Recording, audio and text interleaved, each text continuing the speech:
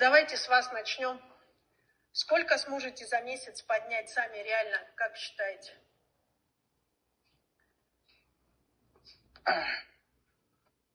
Ольга Валерьевна, на карандаше у нас сейчас 6 человек потенциальных кандидатов.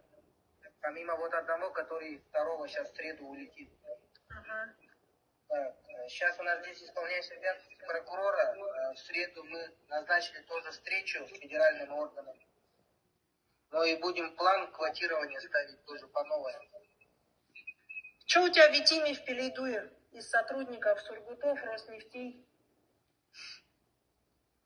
Витим, Пелейдуй, они потихонечку людей нам дают. Это вот летом у них активность хорошая была. Сейчас тоже с населением уже как бы работа ежедневная идет, экспортная, по материалам, военно-учетные столы совместно с администрацией. Но пока сейчас слабо. Какую глава Пелейдуя занимает позицию? Главы этих поселений у нас именно в плане работы работают. Всю необходимую работу они проводят. Ну хорошо, Пелейдуй последний раз когда тебе давал бойцов? Август месяц был у нас. Что, сентябрь, а не октябрь вообще стояли, да? Да.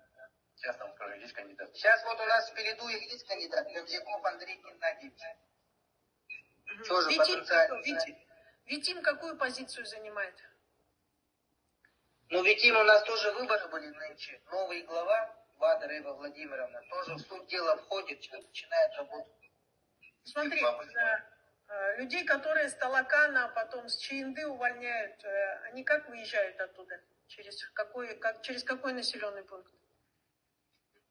Через Витим, получается, они в Талаканский аэропорт идут. Не, ты хочешь сказать, что Сургуты уволили человека и повезли его на своем самолете, что ли? Я не поверю в это.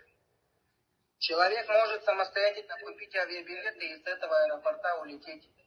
Гражданские тоже летят через этот аэропорт. Хорошо. Какая есть работа именно непосредственно с теми, кто улетает с Витимского аэропорта я знаю, что там строгие правила по увольнению, в том числе по АО и по всему остальному. Отрабатывали, нет, с ребятами на Талаканском? Конкретно с Талаканом нет, но с Сургутом предприятию были все необходимые документы направлены.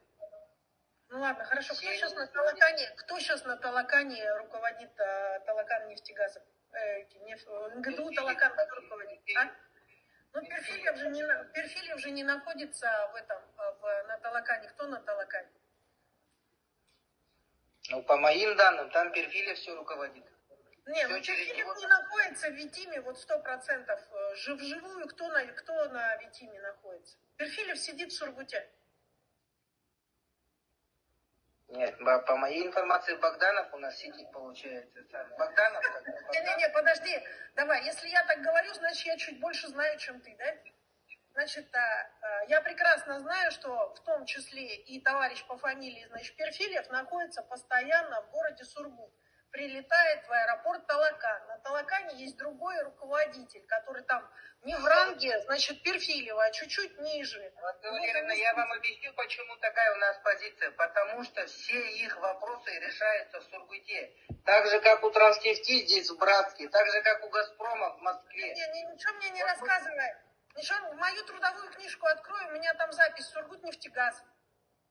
Я знаю, где у них даже решается вопрос, кто покупает туалетную бумагу. Я лучше тебя расскажу. Чтобы купить туалетную бумагу в офис в городе Якутске, надо получить согласие Сургутнефтегаза в городе Сургут. Я даже тебе скажу, какой лист согласования нужно после этого пройти. Коллеги, я про людей, которых они увольняют. А у них увольнения точно идут. Как на Талакане, так и на ЧНД. Поэтому я прошу эту историю отработать. То, что Перфильев Василий не находится на Талакане, это только если у него временная командировка. Пожалуйста, проработайте этот вопрос. Не с руководством, а с людьми, которых увольняют. Не более того. Хорошо, в таком случае, Ленск, сколько на себя возьмете до конца месяца, по вашему мнению? 10 сможете сделать или нет?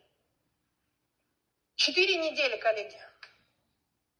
Ну, 10, я думаю, за октябрь мы 9 направили. Я за ноябрь думаю, 10 это вполне решаемая задача. Хорошо, тогда отдельно работаем Ленский район 10. Какая помощь нужна будет, скажете, ладно?